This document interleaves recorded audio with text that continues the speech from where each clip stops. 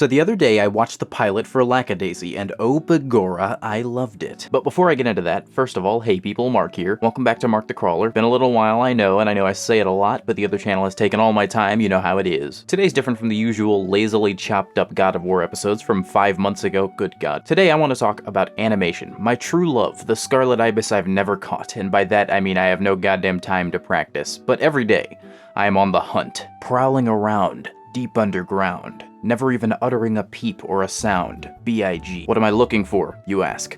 Content. That good shit. Entertainment that pushes their respective mediums forward, whether it be games, movies, novels, comics, entire franchises, or shows. Last year I really got into audio dramas, and there are some real gems in there, some things I'd venture to call peak fiction. Item.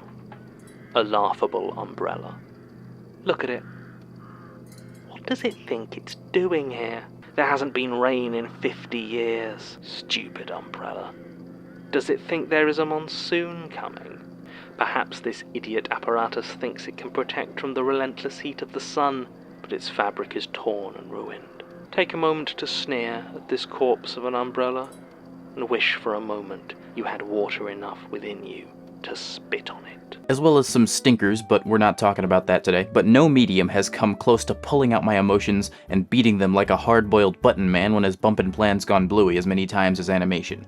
Relax. But seriously, Avatar, Adventure Time, Boondocks, Regular Show, Venture Bros, Korra, sometimes, Clone Wars, the entire DC animated universe, Samurai Jack, Black Dynamite, Gravity fucking Falls. These shaped my idea of an ideal studio production. The animation medium has shown itself time and time again to be capable of perfectly telling any story across all genres to an equal or greater degree of efficacy than their live-action counterparts. And I know it's subjective, and it's the creator's discretion to decide whether their story would be better told on camera or through animation. All I'm saying is that if something isn't animated, it's a lot harder of a sell to get me to watch it. And I don't know if I've ever mentioned it at length in a video or live stream, but it is my greatest dream to one day direct animated shows and run an animation studio. 5 specific shows, but we can leave the specifics for when, if ever, I'm ready to show them on these channels. That said, animation has its fair share of stinkers, of course. We all know this. Every medium does. But right now, there seems to be some kind of revolution happening in the industry. Not just animation, but the entire entertainment industry. Something is really shifting, and I think we have a few things to thank for it. These days, when overpaid Hollywood idiots who contribute comparatively little to the projects they work on say things like this.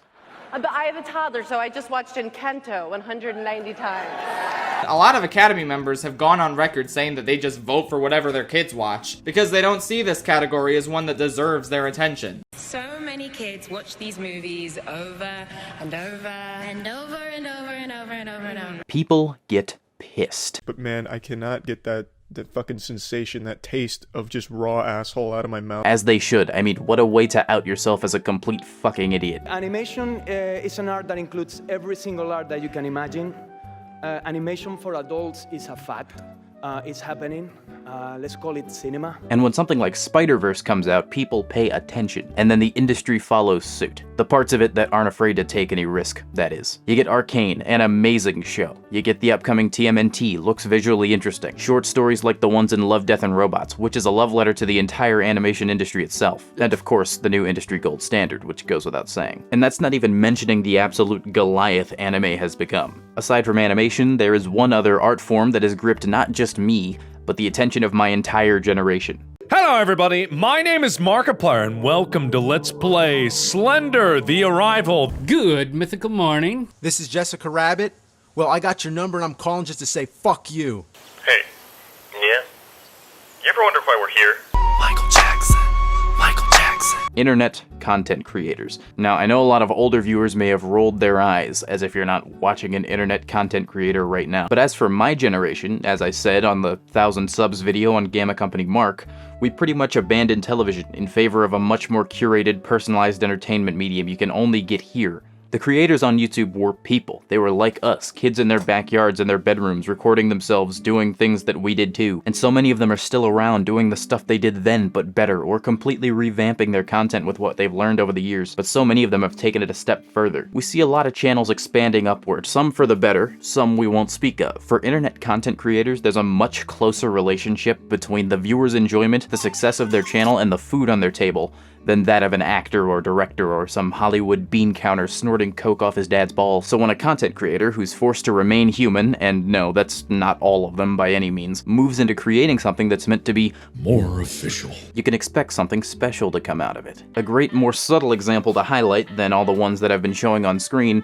is that of Hot Diggity Demon, who went from making racist Mario— I fucked up here. I confused him with Flash Gits. I don't know, switch it out for excessively violent My Little Pony parodies, or weirdly sexual Five Nights at Freddy's animations. Those things are not bad by virtue of their existence, and they're not even bad creations. They're just— I'm making a point here. Let's be honest, is the exact kind of over-the-top shock humor, edgy drivel that the internet loved, to making Brain Dump, which is one of the most introspective animated series on YouTube, but can still effectively tell a story and make a point while keeping brought to you by Raid Shadow Legends on the bottom of the screen and saying I just drank a glass of cum or cum vomit to my count around 30 times. But for me, there's few things better to see in a creator than going from this to this, which is why animation projects that have to play by the rules of an internet content creator, a brand of personality, as well as effort and, merit, not having to play into what focus groups say is popular, they usually also have the added benefit of being someone's vision or being made by someone who's just a big fan of something, and that's why every one of them is so exciting to me. Huge entertainment companies put an idea into the focus group machine. They have people to study what audiences like because they intend on appealing to the widest possible audience in order to make the most money they can off of any piece of entertainment, which isn't immoral or anything like that, but there is always something lost when a huge corporation tries to appeal to normal people because the people at the top are fucking freaks. Any semblance of a passion project is killed because the purpose is not to make as good of a product as possible, it's to appeal to as many people as possible. And while that will, once in a while, allow for something truly amazing to be made, in spite of the industry's usual practices, more often than not, it results in something just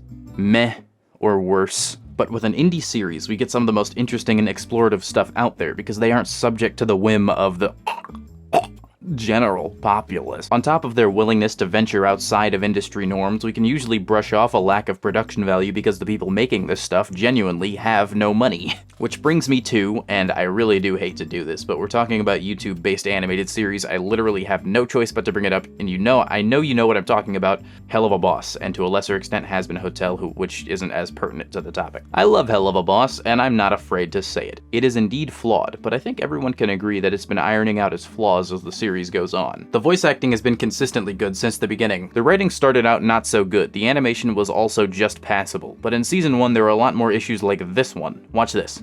Oh my. Oh no, but yes. Did you see what just happened? No, of course not. Unless you rewatched the sequence as many times as I did to figure out what just happened. What happened was two demon waitresses flew across the screen. They had about 13 frames to do so about half a second. Stuff like this happens a lot, alongside visually noisy backgrounds, character designs that blend in too well. Not to mention, the writing varies in quality. It can go from subtle and insightful to exactly what you'd expect a character to do or say in a given situation, which, for those of you who aren't aware, is not what you want out of a script. But as I said, all of these issues seem to be fading away. Season 2 has been consistently better in every aspect. I suspect Hell of a Boss will, by Season 3, reach the quality we see in the pilot of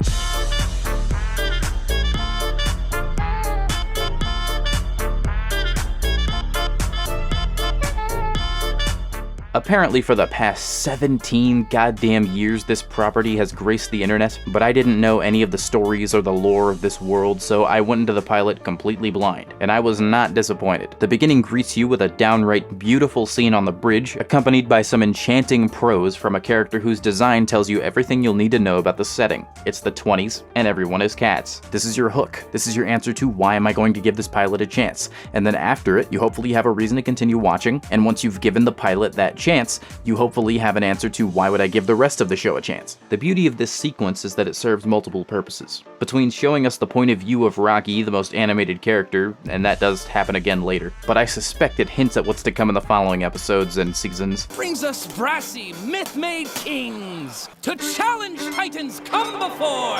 And highlights the most characteristic traits of the era in which it's set. You must have had to oversee alchemic change of timber beam.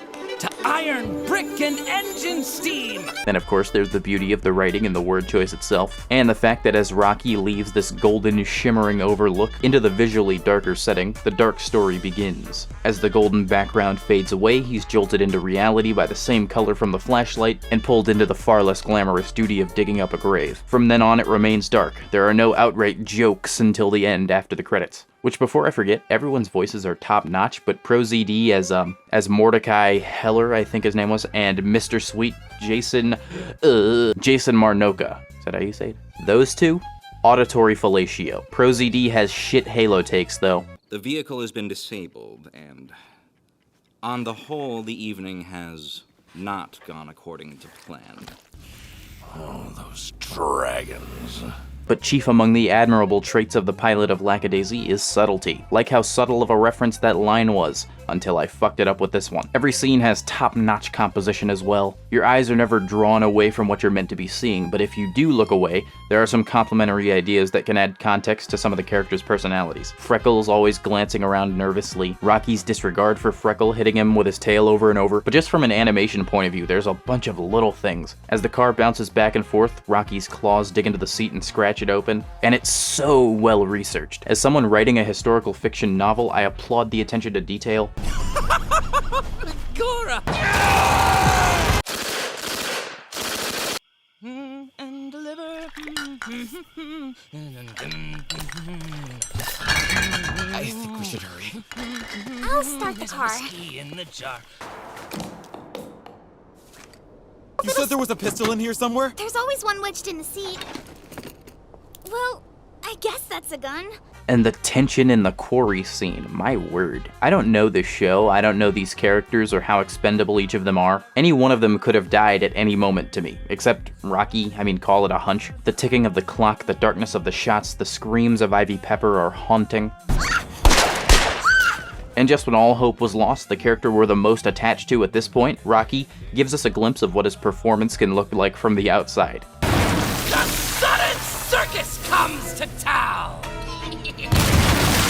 Seriously, the story can go in so many directions, assuming it doesn't just follow the comic, which I don't know the story of, nor will I read. I'm sure it's great, but I just love the animation so much. There are so many things set up to pick up later. There's obviously something up with Rocky. He brain not right. But even more so, there's something going on with Freckle. The most unsuspecting character has something lurking behind the mask. The cast of the Lackadaisy itself are fine, but we haven't got enough of these guys yet to form any idea of their personalities in my mind. Obviously I can get the gist. Victor, the tough Russian bartender, Horatio, the kind but blundering doorman, Zib, the lackadaisical, sarcastic jerk, who honestly probably has a heart of gold or something. Or maybe he's a slimeball piece of shit, I have no idea. The only character I don't feel much for here or there at all is Ivy Pepper. I just don't know enough about her to have much of an opinion yet. But what's important is that most of the characters, especially Rocky, have been set on their, season-long arcs, or however long this show is going to run. The premise itself is not as tightly secured as I usually like. All of my favorite shows' pilots happen to have very specific goals set for the story of the show early on. Full Metal Alchemist Brotherhood, gotta get our bodies back. Hunter x Hunter, gotta find Ging. Gravity Falls sets up the mystery of the journal and Grunkle Stan's secret door. Avatar, gotta beat the Fire Nation. Fate Zero, gotta get the Holy Grail. Dragon Ball, gotta gather the Dragon Balls. Invincible, why did he do that? But this isn't universal, and the battle lines being drawn at the end by Mr. Sweet serves as good a purpose as any premise teaser.